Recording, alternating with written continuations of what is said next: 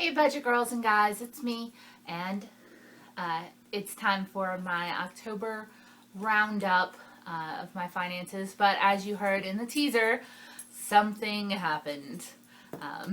My car broke down, and it's pretty much dead. My 2000 Chevy Tracker, I bought it 5 years ago for $2,500 cash, and it's been a really good little car. Other than not having air conditioning, not having a radio, and not being able to get out of the passenger side door without rolling down the window and letting yourself out, it's been a really good car. Minimal maintenance issues, but and it was supposed to be my Dave car. It was supposed to hang on until I got out of debt, and then I could buy a new car, and all of my woes would be okay. Mustang Sally did not get the memo on that, because on my way back from Pigfest last weekend, it started kind of hesitating a little, and it started making a little bit of a squealing noise. And on Monday, Monday through Wednesday, I was working on the paper for last week, and then on Thursday, I tried to bring my car around to mechanics to get it checked out because it was making a little bit of a squealing noise. It was still running, but I was a little worried. So I took it to a couple mechanics. They couldn't see me until Friday. Friday morning when I went in, the first mechanic I went to basically was like, it's going to cost at least $700, and he barely looked at the car, and he gave me like major skeeve.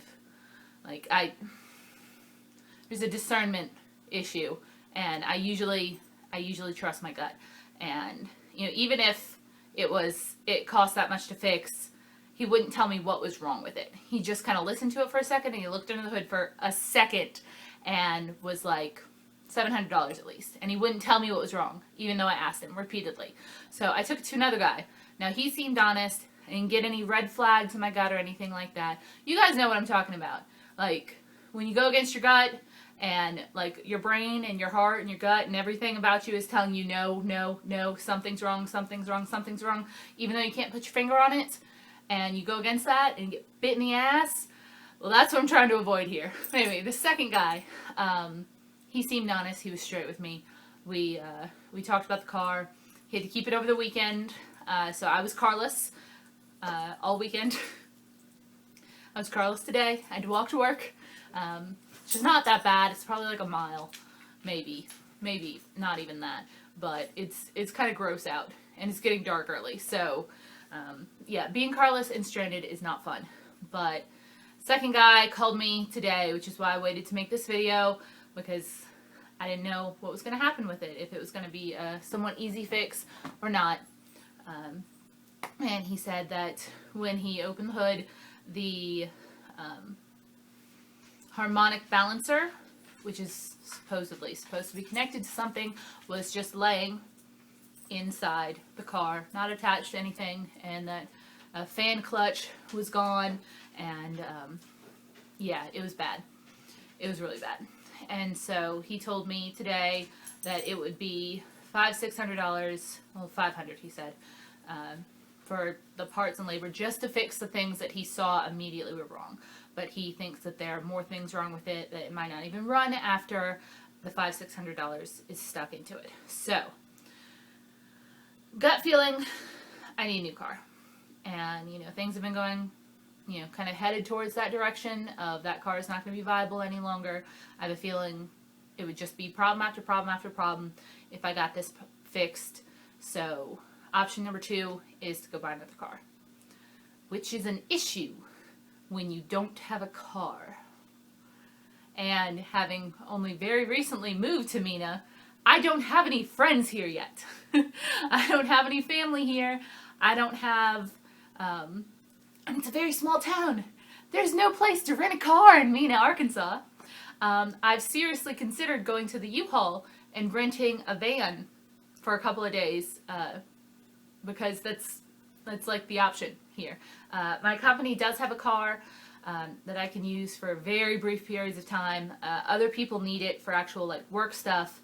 I went to an event today, and then afterward I stopped by a used car dealership and just to look around a little bit, and there are a couple of cars there that are kind of within my budget.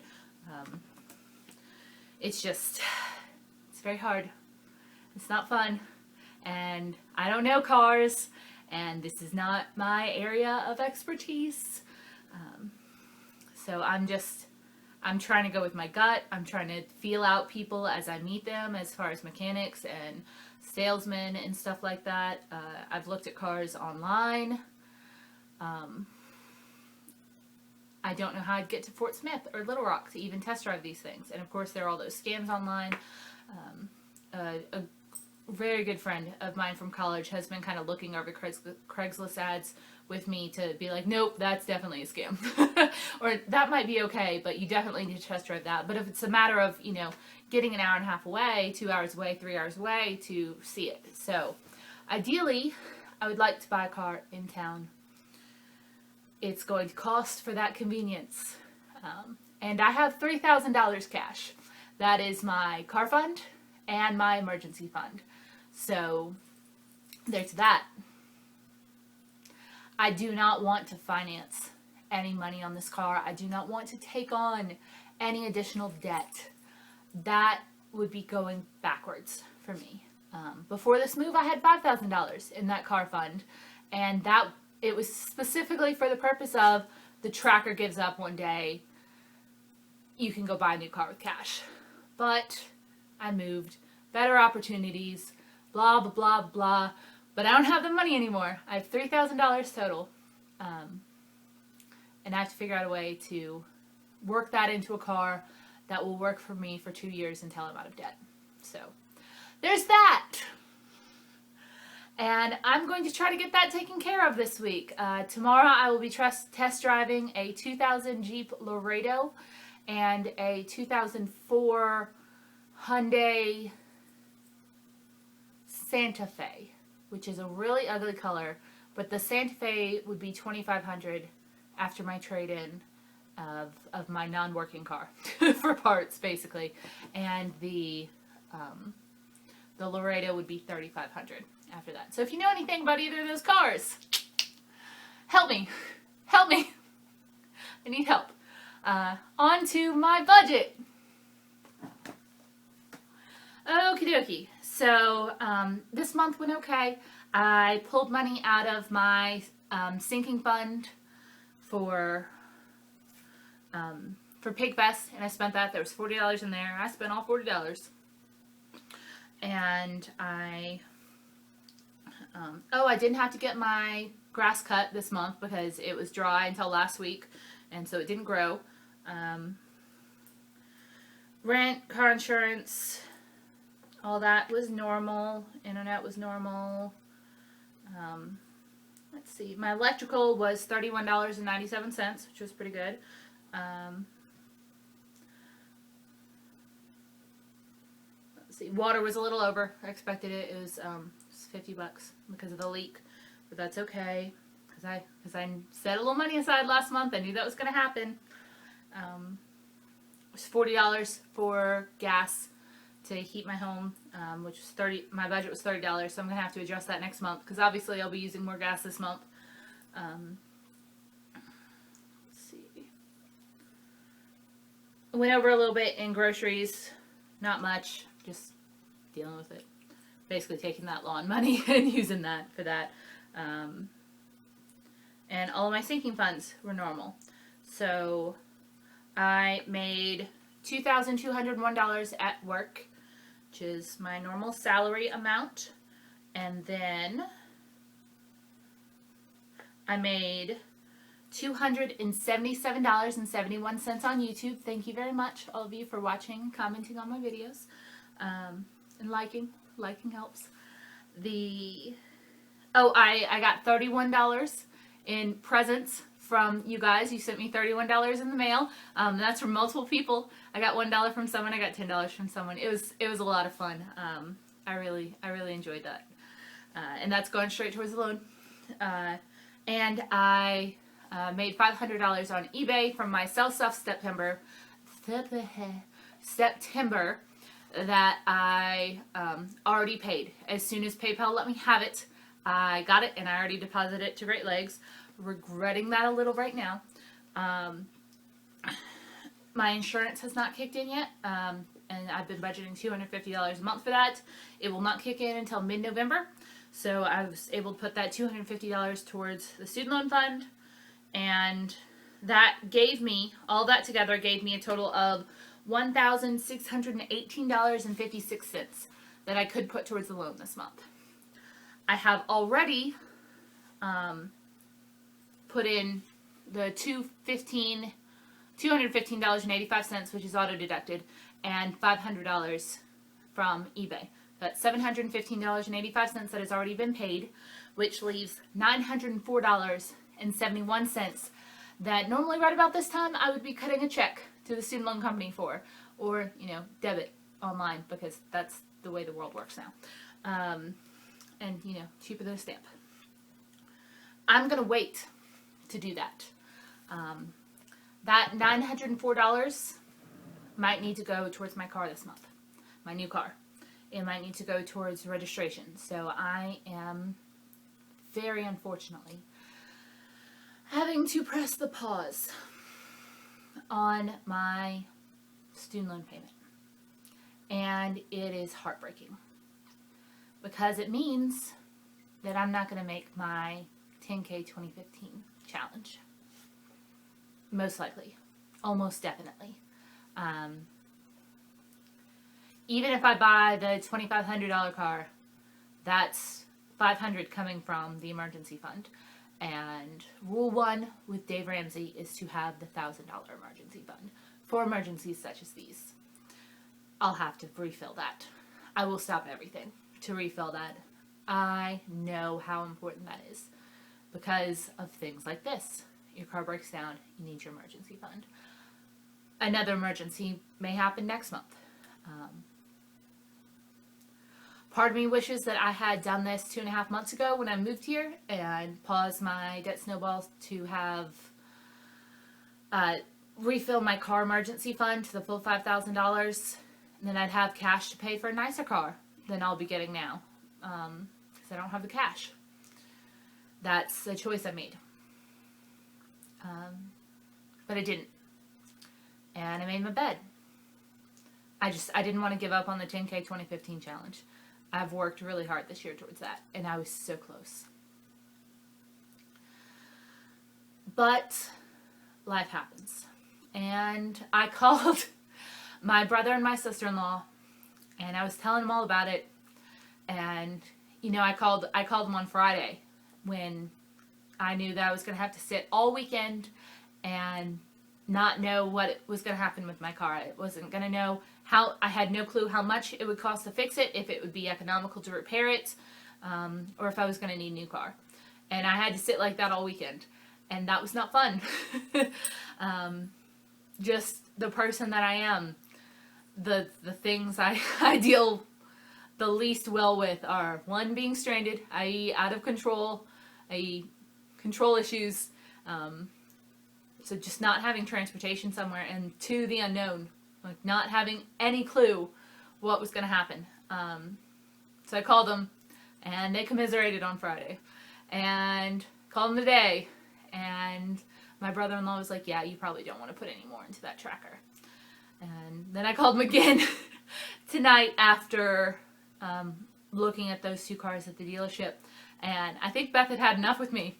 Because she said, because I was complaining again about having had the money a couple of months ago. And the message was communicated to me to suck it up, Cupcake. And they're right. I've got 4 walls. I've got food. This is not going to break me. Because of the practices and the values that I have been doing for the last couple of years, this is not going to come anywhere close to breaking me. If my car had broken down 2 years ago, 2.5 years ago or so, financing it would have been the only option. Going and financing the entirety of a used car, because I didn't have any money. I didn't have any savings. I didn't have any sort of plan. So, yes, it sucks that my car broke down, that she was not on the same plan that I was to get out of debt in 2 years and then get a new car. But I did have $3,000 in savings. That's what the savings is for this kind of emergency. I am going to go pay cash for a new car this week, most likely. I will recover. I will probably not be able to pay off $10,000 this year. And that hurts. But I've paid off a lot of money this year. $8,000 is nothing to scoff at. And I will get back on the train. So, life happens. That's, you can't stop it. You can be prepared for it. And I wasn't as prepared as I have been in the past.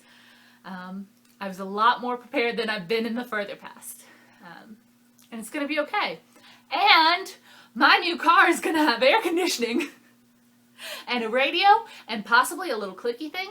And it's going to have power windows that I don't have to do this on, because no one in this century should be dealing with a car where you have to do this to the windows. And my passengers are going to be able to get out of their own volition.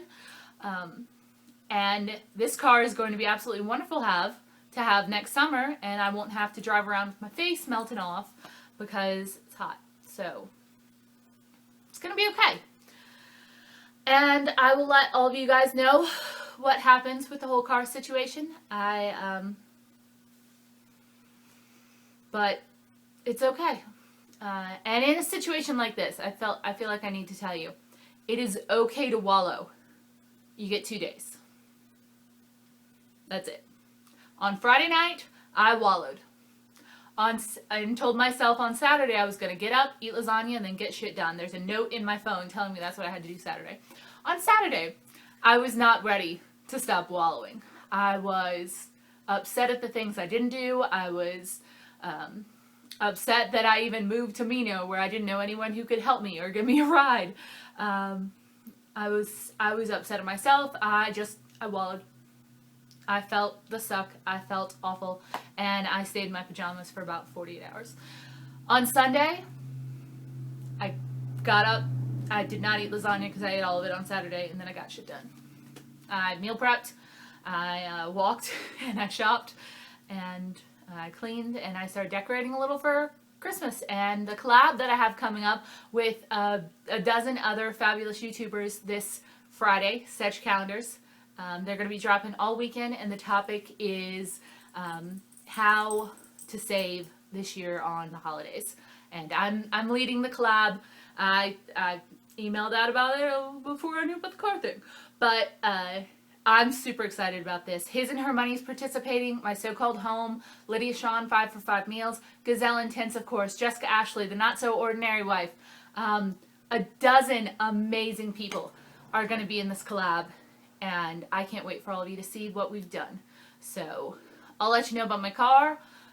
Tune in this weekend for a ton of holiday frugal fabulosity.